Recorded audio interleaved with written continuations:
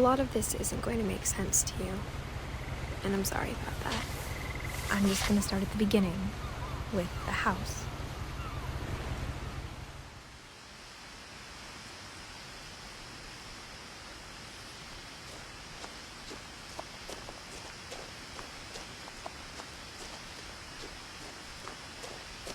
I lived here until I was 11, but I wasn't allowed inside half the rooms.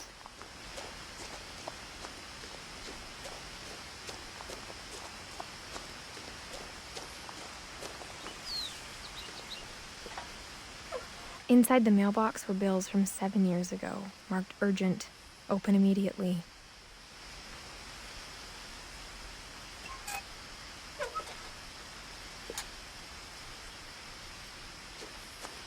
I hadn't been back since my brother Lewis's funeral.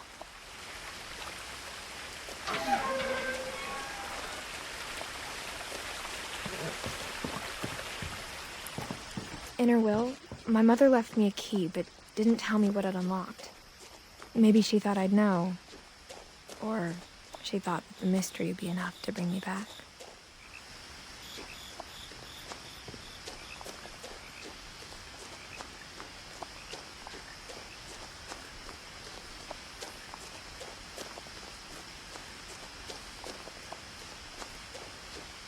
No one had driven this way in a long time, but I saw a few hoof prints.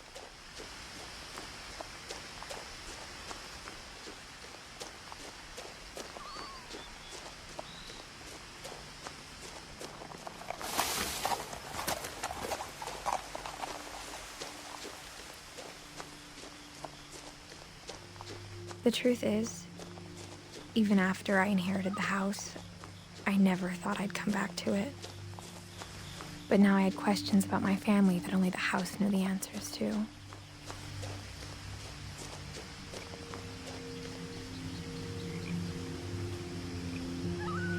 The house was exactly like I remembered it, the way I'd been dreaming about it.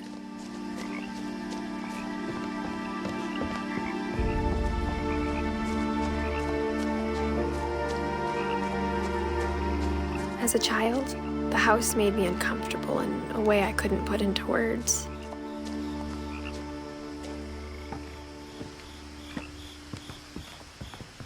Now, as a 17-year-old, I knew exactly what those words were. I was afraid of the house.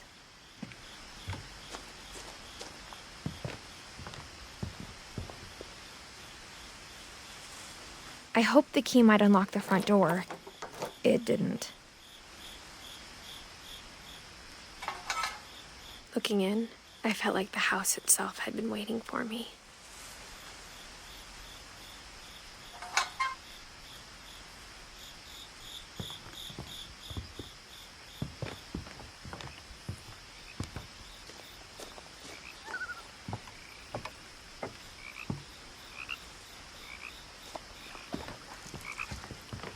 I asked Edie once about the dragon in the pond. She said it had killed her husband.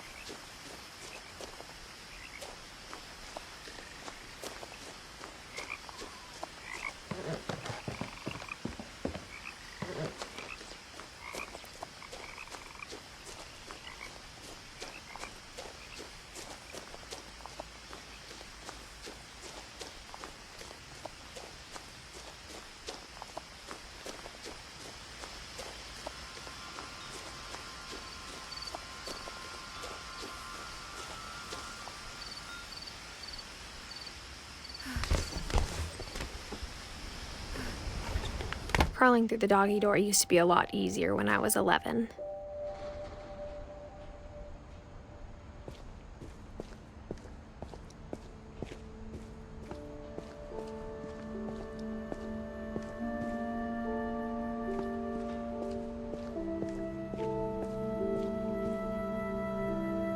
power had been turned off the night we left. For the first time in years, I felt like I was home. But instead of a family, there were just memories of one. Like how after Louis started working at the cannery, we all got sick of eating salmon, except our cat, Molly. Or how only one restaurant would deliver to our house, so we had Chinese a lot.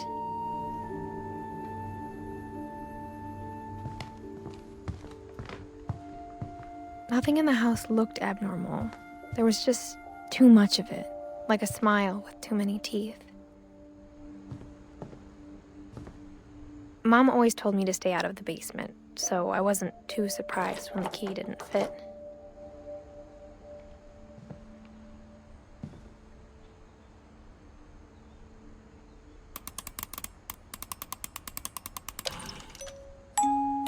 Great-Grandpa Sven built a music box for Barbara, along with the rest of the house.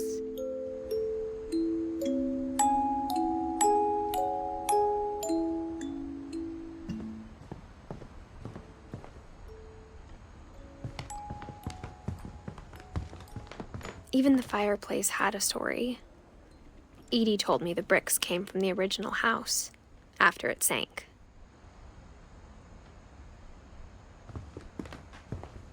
The table was still a wreck from the night we left. It was like a bomb had gone off, killing everyone but sparing the furniture. My mom was the only one of us who could imagine Great-Grandma Edie living in a nursing home.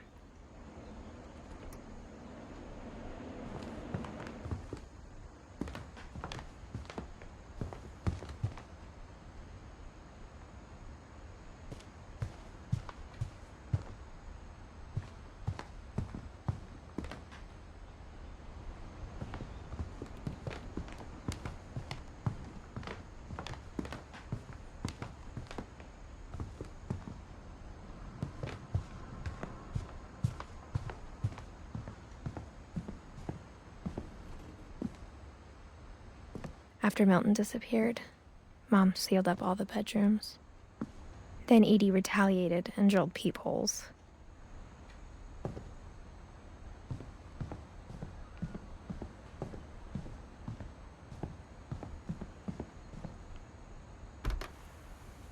My Grandpa Sam spent 7 years sharing a room with his dead brother, Calvin.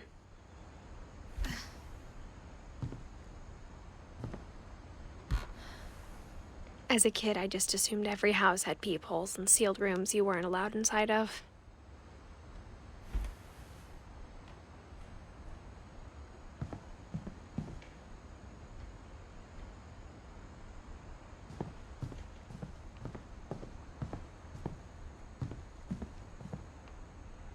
Whenever people ask me about my family, the first thing they always want to know about is Barbara.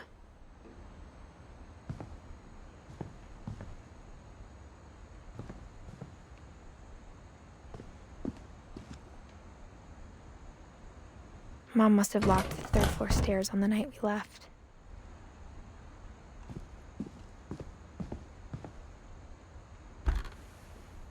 Barbara was a child star for 2 years, until America grew out of it.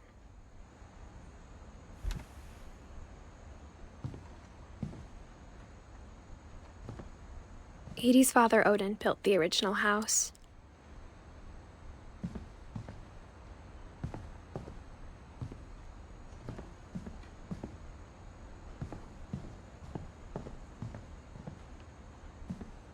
I spent a lot of time playing in Great Uncle Walter's room. I think my mom sometimes regretted not sealing it up. Louis told me there were secret passages, but I never believed him.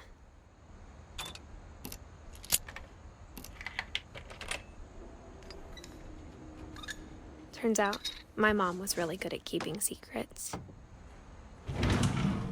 Now it was time to find out what my mom had been afraid of.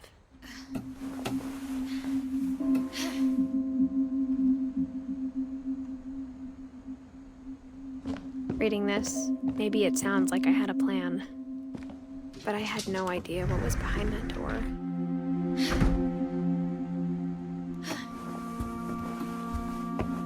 Just like I had no idea where all this was gonna lead.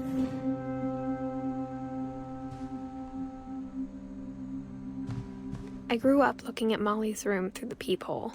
Molly's gerbil had a tiny bedroom with its own even tinier gerbil cage.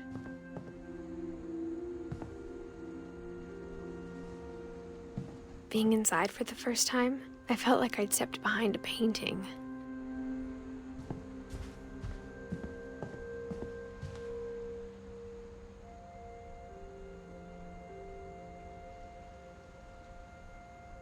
I got the sense Edie had spent a lot of time here. December 13th, 1947. Dear Diary, I'll be gone soon, but I wanted to tell somebody about what's gonna happen. It started when Mom sent me to bed without dinner.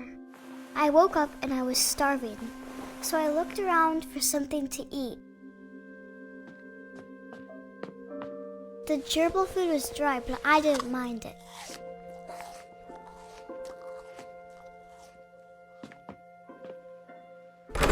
Mom, can I come out now? Sweetheart, it's late. Go to sleep.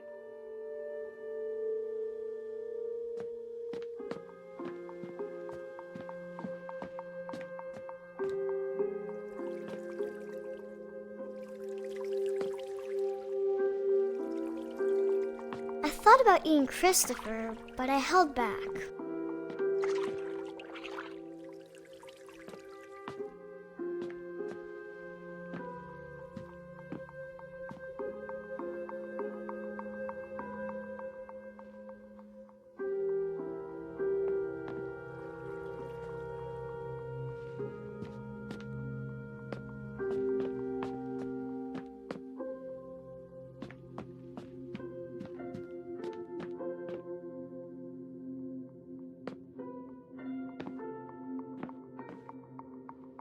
My Halloween candy was all gone.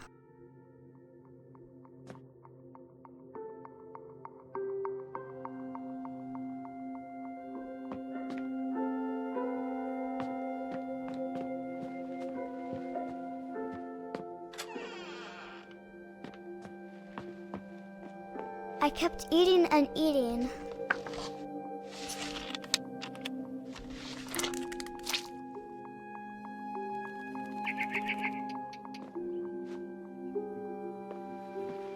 I ate a lot of things that night.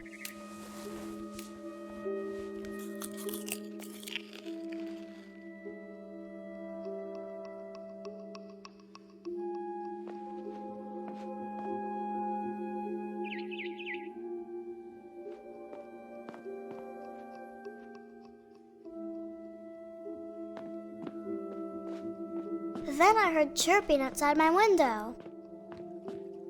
It was a barn swallow going back to her nest. I reached out for her.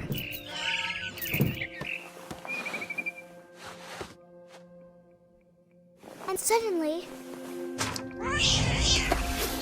I was a cat.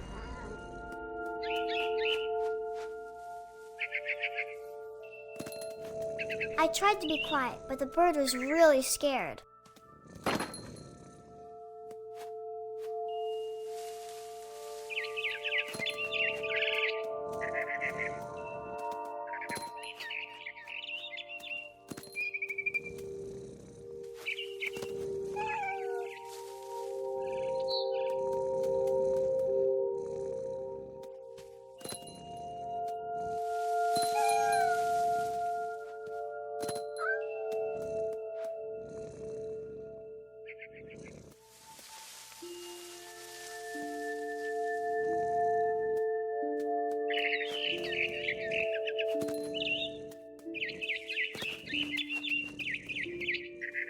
I jumped and I almost got her.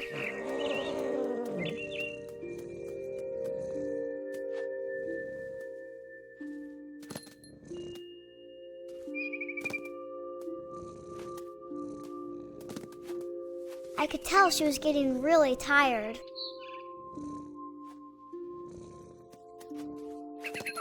Now I was up in the big tree. I promised Dad I wouldn't climb it anymore. All I cared about was eating that mama bird.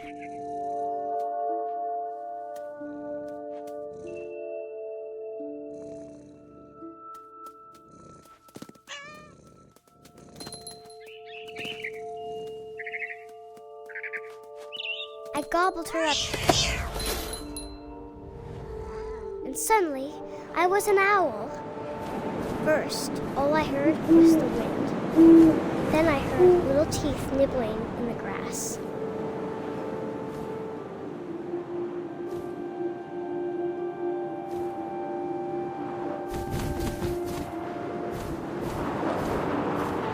Rabbits.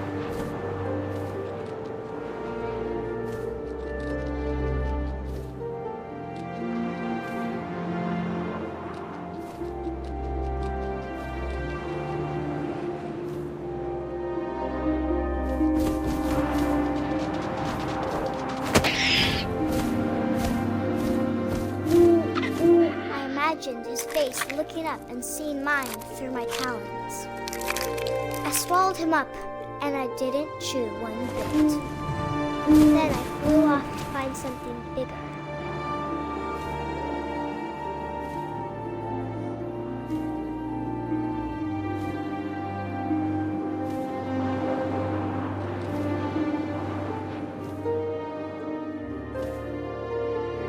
A mama rabbit.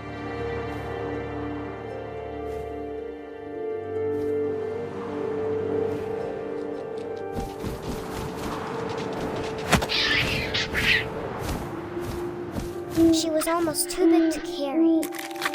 I started choking, but I couldn't stop eating. And suddenly, I was a shark.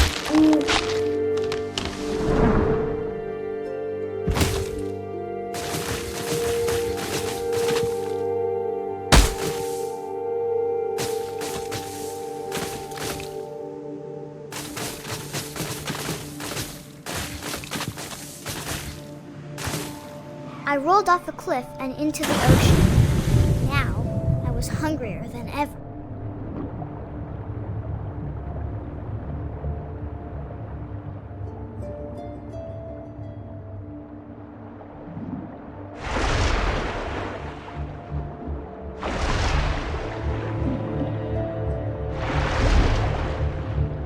I wanted fat, juicy seals.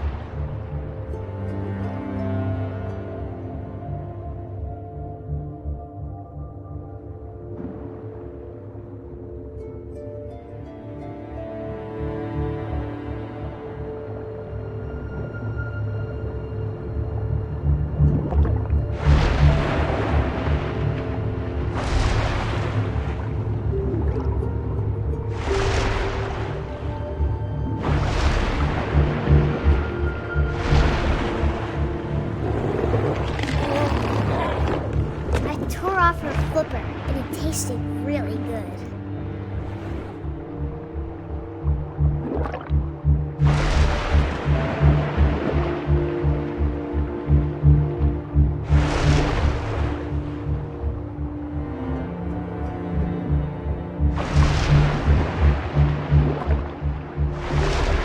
I grabbed on tight, but I was so hungry, I jumped out of the water. When I opened my eyes, everything had changed.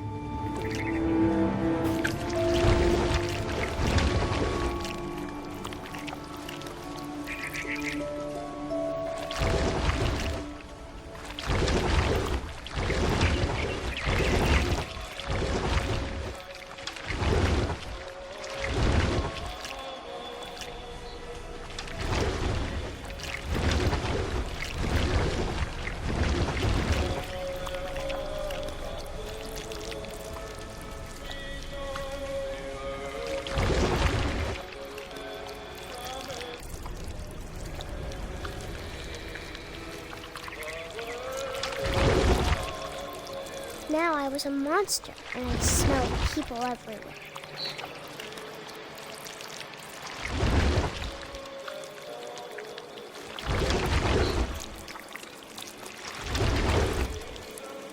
I was big, but I moved real quiet.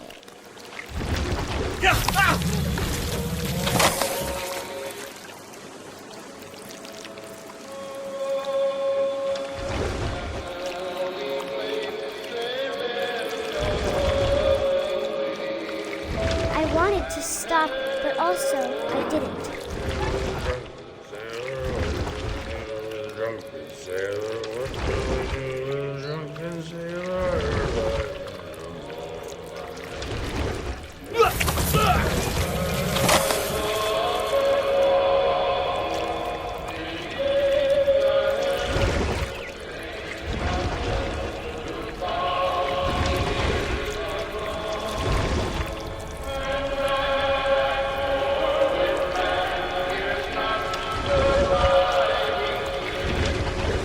After the last passenger, I was still hungry. And across the water, I smelled something new. Something I had to have, so I swam towards it.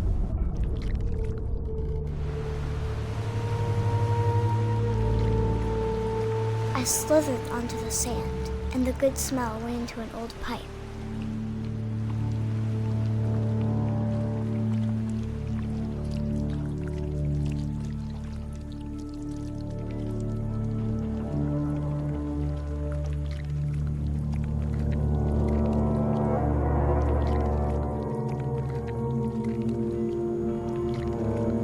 I got closer and closer.